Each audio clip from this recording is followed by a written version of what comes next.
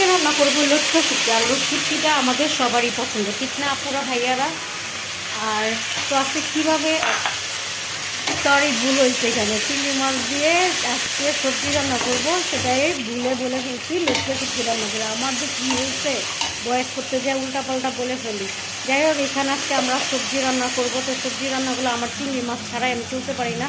তো আজকে কী সবজি রান্না করবো সেটাও আপনাদের সাথে শেয়ার করবো। তাহলে কথা না বাড়ে চলুন কীভাবে রান্না করি সেটাই আপনাদের সাথে শেয়ার করবো। আর সিম আর একটা বেগুন দিয়ে আর একটা আলু দিয়ে আজকে সুন্দর করে মজা করে আজকে রান্না করব সবজি।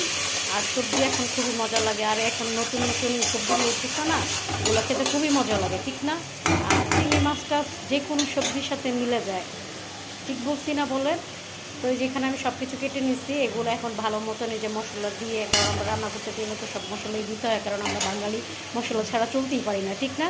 এখানে আমি এই যে মরিচের গুঁড়া, হলুদের গুঁড়া, তারপরে আদা রসুন ছাড়া তো চলেই না আমার। আদা রসুন, চিংড়ি মাছ সুন্দর করে মশলা একটু ভাজা ভাজা করে তারপরে সবজি দিয়ে দিচ্ছি।